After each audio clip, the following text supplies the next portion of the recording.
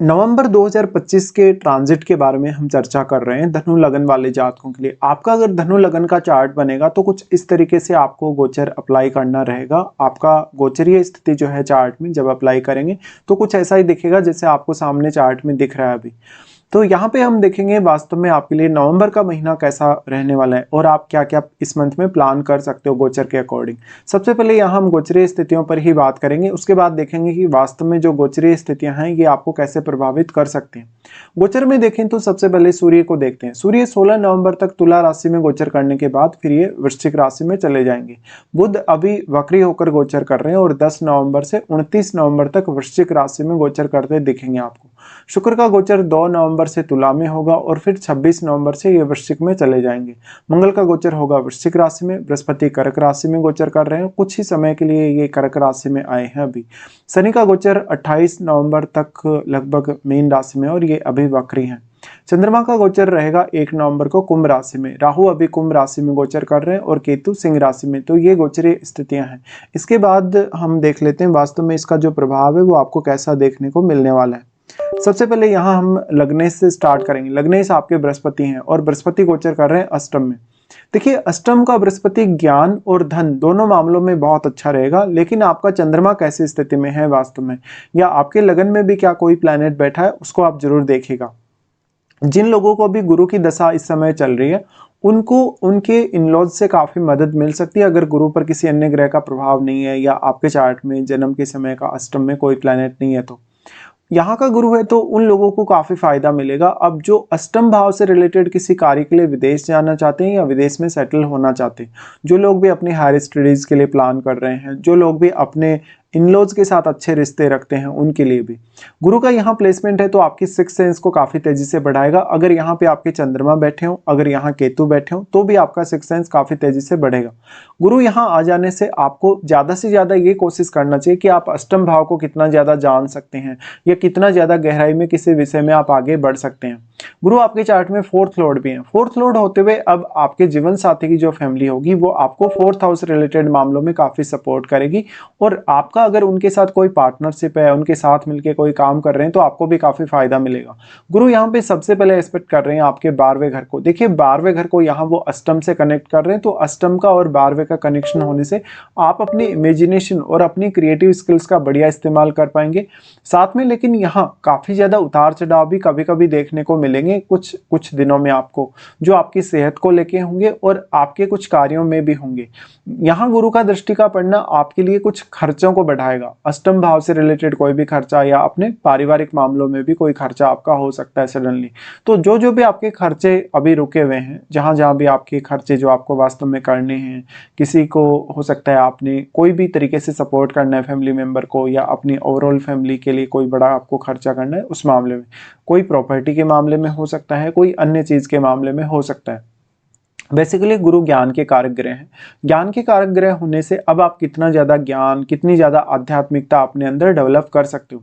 गुरु का दृष्टि जो आपके 12th हाउस पे है, इस वजह से उन लोगों को सबसे ज्यादा फायदा मिलेगा जो पहले से ही ऑलरेडी फॉरेन में सेटल्ड हैं या जो लोग भी अभी फॉरेन जाना चाहते हैं उनके लिए भी ये स्थिति काफी फेवर करेगी। यहाँ से फिर इनका एस्पेक्ट आ जाता है 2nd हाउस पे, जहाँ वो आपको धन के मामलों में, फैमिली लाइफस्टाइल के मामलों में काफी ज्यादा बैलेंस्ड स्थिति प्रदान करेंगे। अब क्योंकि गुरु उच्च की स्थिति में बैठे हैं तो वो अपने नीच के घर पे जब भी दृष्टि डालेंगे तो यहाँ वो ज्यादातर केस में अच्छा ही रिजल्ट करेंगे। अब आपका कहीं ना कहीं अपने फैमिली पर थोड़ा डोमिनेंस बढ़ जाएगा अगर आपके 2nd हाउस में कोई भी प्लैनेट स्थित नहीं है, या फिर मान लो आपका यहाँ जैसे सूर्य जैसा ग्रह अगर स्थित है गुरु के साथ अष्टम में, तब भी ऐसा होगा। तो गुरु का दृष्टि वाणी स्थान पे काफी अच्छा रहेगा। आप अपनी फैमिली को, दूसरे कुछ लोगों को इंस्पायर कर पाएंगे, अपनी वाणी का अच्छा यूज कर पाएंगे और आपका जो ज्ञान है, आपका ओवरऑल जो आपका नेचर है, कहीं ना कहीं वो खुलकर लोगों के सामने आ सकेगा। गुरु का दृष्टि फिर अपने ही भाव पे रहेगा जहां वो 4th हाउस को एस्पेक्ट कर रहे हैं। 4th हाउस पे इनका एस्पेक्ट ज्यादातर मामलों में आपके लिए अच्छा साबित होगा यहाँ पर। लेकिन ऑलरेडी क्योंकि शनि गोचर कर रहे हैं, बट मुख्य बात ये कि शनि अभी वक्री कंडीशन में है, इसलिए जो भी आपके कार्य डिले हो चुके हैं वो कार्य आगे बढ़ने लगेंगे। और गुरु का कुछ समय के लिए ही गोचर है तो गुरु का इस समय जो स्पीड है वो काफी ज्यादा है। तो आपके जो भी काम पेंडिंग है 4th हाउस रिलेटेड, उनको आप पूरा करने पे ध्यान दे सकते हैं। यहाँ पे आपके परिवार के सदस्य की किसी की सेहत खराब है या आपको किसी सदस्य के प्रति कोई बहुत बड़ी जिम्मेदारी निभानी है तो वो आप पूरा कर पाएंगे। उसके बाद हम देखते हैं शनि को। शनि आपके चार्ट में दूसरे और तीसरे घर के स्वामी होकर फोर्थ हाउस में अभी वक्री होकर गोचर कर रहे हैं। वक्री शनि यहाँ सबसे ज़्यादा अच्छा रहेगा। शनि का यहाँ अगर देखा जाए तो जितने भी कार्य आपके डिले हुए हैं फोर्थ हाउस रिलेटेड, या जितने भी कार्यों में हो सकता है आपने बहुत ज़्यादा डिसिप्लिन नहीं दिखाया, अनुशासन नहीं दिखाया, या कोई भी काम आपने समय पर नहीं किया, तो अब उन कार्यों को आप समय पर कर पाएंगे। यहाँ सबसे ज़्यादा फायदा आपको हालांकि गुरु की दृष्टि से ही मिलेगा। शनि का यहाँ से एस्पेक्ट है आपके सिक्स्थ हाउस पे एस्पेक्ट है, तो अपने रूटीन को अच्छे से ध्यान में रखिएगा। अपने रूटीन में आप पर्याप्त रूप से काम करिएगा और आपका ऑफिस वगैरह का जो काम है उसको भी आप समय पर करें तो अच्छा कर पाएंगे। शनि का दृष्टि यहाँ होने से आपके लिए ये काफ़ी हार्डवर्क करने का समय है, काफ़ी मेहनत करने का समय है अपने करियर में। इनका दृष्टि फिर आ जाता है 10th पे। 10th पे जब ये दृष्टि डालेंगे तो हालांकि अच्छा ही करेंगे, कभी भी आपको डिले नहीं करेंगे, क्योंकि ये अभी वक्री हैं। इसलिए उन लोगों को जिनको अपना कैरियर स्विच करना है, जिनको कोई भी परिवर्तन करना है अपने कैरियर में, वो लोग कुछ अच्छी प्लानिंग्स यहाँ कर सकते हैं। शनि का दृष्टि उसके बाद आपके लगन पे रहेगा। देखिए वक्री शनि जब भी लगन पे दृष्टि डालें तो व्यक्ति खुद के बारे में क्या सही है क्या गलत है अच्छे फैसले ले पाता है, खुद के बारे में खुद को अच्छे से समझ पाता है। साथ में उसने जो जो गलतियां की हैं पीछे, कुछ ऐसे कार्य जहां पर आपके जो डिले हुए हैं उनमें आप ज़्यादा ध्यान दे सकते हो।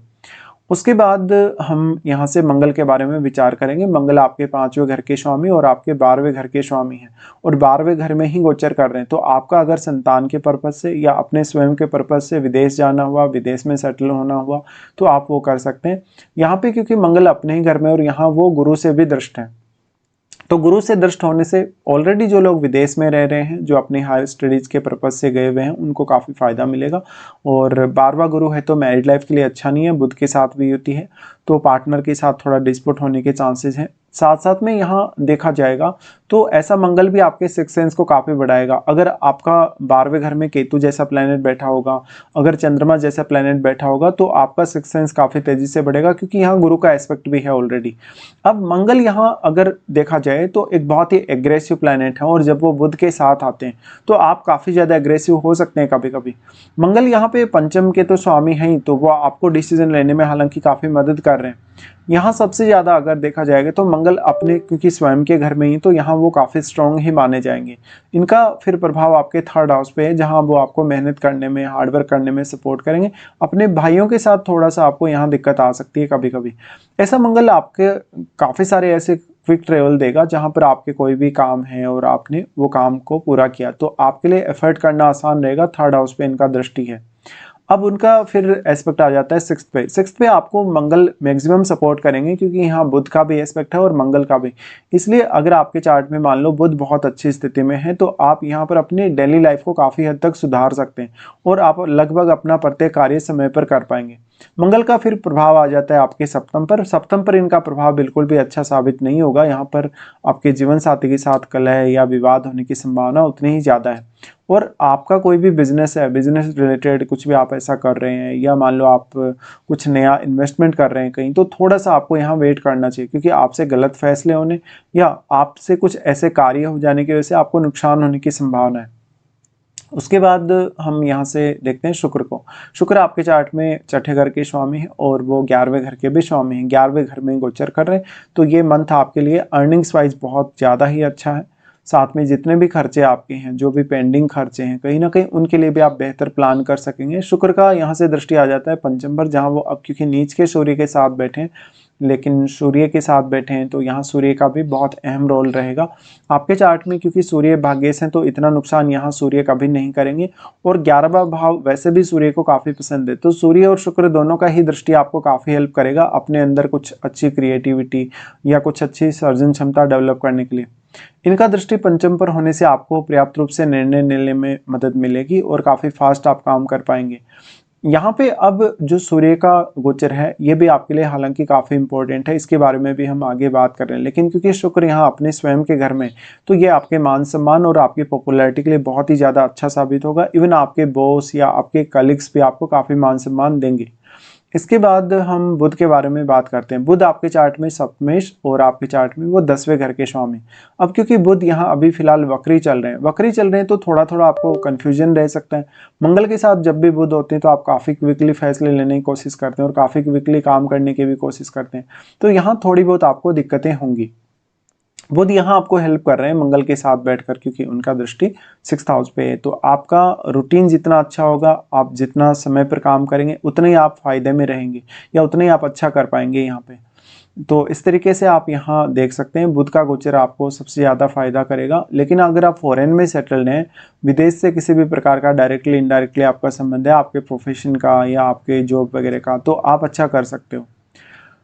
उसके बाद यहाँ जो बुध की स्थिति बन रही है आपके चार्ट में, लगभग क्योंकि बुध अभी वक्री कंडीशन में चल रहे हैं तो थोड़ा बहुत आपको कंफ्यूजन में डाल सकते हैं। 29 नवंबर तक इनकी स्थिति वक्री ही है। उसके बाद हम देखते हैं चंद्रमा को। चंद्रमा आपके चार्ट में अष्टमेश है और फिलहाल इनका शुरुआत में जो गोचर होगा आपके थर्ड में होगा। थर्ड का चंद्रमा सडनली कोई टूर दे सकता है। ये टूर आप अपनी मौज मस्ती के लिए कर सकते हैं। यहाँ पे अगर अपने भाइयों के साथ या अपने किसी रिलेटिव्स के साथ आपका कोई भी विवाद है तो आपका वो विवाद कहीं ना कहीं सुलझेगा और यहाँ पर थोड़ा आपका डोमिनेंस भी नजर आएगा दूसरे लोगों को। चंद्रमा यहाँ आ रहे हैं तो तीसरे घर में चंद्रमा के आने से, हालांकि यहाँ राहु है तो आपका एफर्ट लगभग बैलेंस्ड रहेगा। वैसे देखा जाए तो तीसरे भाव में अगर चंद्रमा तो एफर्ट थोड़ा ज़्यादा करना पड़ता है हमेशा, लेकिन राहु जैसा प्लेनेट साथ बैठा है तो आप जितना भी एफर्ट करेंगे उतना आपको फायदा जरूर मिलेगा।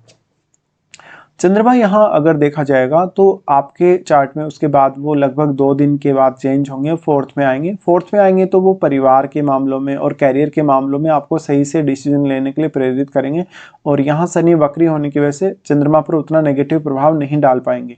उसके बाद चंद्रमा पंचम में आ रहे हैं। पंचम का चंद्रमा सडनली आपको कुछ ऐसी प्लानिंग्स दे सकता है जिससे आपको फायदा हो, चाहे वो ज्ञान के मामले में है चाहे वो धन के मामले में है।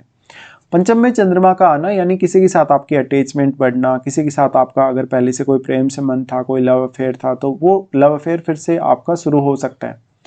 उसके बाद हम आ जाते हैं सूर्य पर। सूर्य नवम घर के स्वामी हैं आपके चार्ट में और सूर्य का अगर गोचर देखा जाएगा वो तुला में गोचर कर रहे हैं। तुला में लगभग इनका 16 नवंबर तक का ही गोचर है। 16 नवंबर तक की स्थितियों में आपके लिए मान सम्मान प्रतिष्ठा के दृष्टिकोण से काफी अच्छे रहेंगे और आपका पार्टनर आपको थोड़ा ज्यादा डोमिनेट करेगा।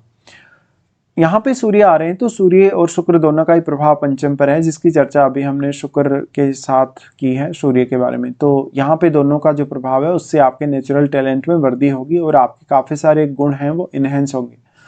उसके बाद सूर्य यहाँ से अपना राशि परिवर्तन कर रहे हैं और वो 12th हाउस में जा रहे हैं।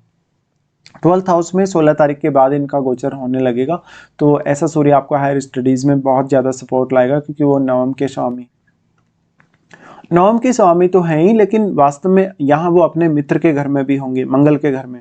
तो यहाँ ये आपके रिलेशनशिप या आपके मैरिड लाइफ के लिए तो उतना अच्छा नहीं माना जा सकता, लेकिन फिर भी आप अगर विदेश रहते हैं, आपका कोई भी क्रिएटिव वर्क है, कोई भी इस प्रकार का वर्क है जहाँ पर आपको बहुत ज़्यादा मेहनत करनी पड़ती हो, जहाँ पर आपको अपनी मेंटलिटी, अपना इमेजिनेशन या अपनी क्रिएटिव स्किल्स को काम में लेना पड़ता हो, उन मामलों में आप थोड़ा बेहतर कर पाएंगे। साथ में जो लोग नाइट में ज़्यादा काम करते हैं या जो लोग नाइट में ज़्यादा एक्टिव रहते हैं उनको भी यहाँ काफ़ी मदद मिल जाएगी सूर्य जैसे एनर्जेटिक प्लैनेट के यहाँ होते हुए। तो इस प्रकार से सूर्य का जो रिजल्ट रहेगा आपके लिए अच्छा ही रहेगा कुल मिलाकर। लेकिन सूर्य बहुत एग्रेसिव प्लैनेट है तो थोड़ा सा रिश्तों पर नकारात्मक प्रभाव कभी कभी जरूर पड़ सकता है। यहाँ से फिर सूर्य एक्सपेक्ट कर रहे हैं 6th को एक्सपेक्ट कर रहे हैं तो ये आपके रूटीन वर्क में आपकी काफ़ी सहायता करने वाले हैं। आपके कलीग्स के साथ, आपके बॉस के साथ थोड़ा बहुत मनमुटाव कभी कभी सामने आ सकता है।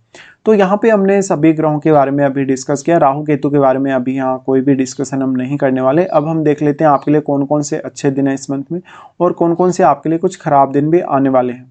सबसे पहले अगर अच्छे दिनों की बात की जाए तो आपके लिए 12 से 14 तारीख तक, 17 से 19 तक और 22 से 24 तक ये दिन काफ़ी ज़्यादा अच्छे रहेंगे। इन दिनों में आपका वो काम आप कर सकते हैं जिसमें आपको काफ़ी व्यवधान आ रहा है, काफ़ी ज़्यादा समस्या आ रही है या रुकावटें आ रही हैं। इसके बाद हम देख लेते हैं कौन कौन से आपके लिए कुछ खराब दिन भी आने वाले हैं। खराब दिनों में देखा जाए तो चंद्रमा जब सबसे पहले वृषभ में गोचर करेंगे तो 6 और 7 को ऐसी स्थिति बनेगी। यहाँ पर आपकी डेली लाइफ और रूटीन में काफ़ी स्ट्रगल देखा जा सकता है। 6 और 7 को आपने किसी को भी सपोर्ट किया, चाहे धन के मामले में चाहे किसी अन्य मामले में, तो सामने वाला पर्सन आपका पूरा फायदा उठाएगा। चंद्रमा का गोचर जब अपने ही साइन में होगा 10 और 11 को तो ये आपका सिक्स्थ सेंस तेजी से बढ़ाने वाला होगा। अचानक से आपको कहीं से इनकम हो सकती है, अचानक से कुछ ऐसा आप खोज निकाल सकते हैं जो वास्तव में आपको पहले नहीं पता था। तो 10 और 11 को थोड़ा स्ट्रेसफुल समय जरूर बीतेगा, अचानक से धन लाभ हो सकता है। चंद्रमा का गोचर जब आपके 12th हाउस में होगा, हालांकि यहाँ चंद्रमा नीच की स्थिति में होंगे तो यहाँ आपको हर काम के लिए डबल एफर्ट करना पड़ेगा। कोई भी निर्णय अगर आप लेते हैं उसके लिए भी आपको काफ़ी ज़्यादा एफर्ट करना ही पड़ेगा। तो ये कुछ अगर देखा जाए तो आपके लिए ख़राब दिन है। तो इस मंथ में लगभग हम पूरा डिस्कशन कर चुके हैं। फिलहाल आपको वीडियो देखने के लिए धन्यवाद।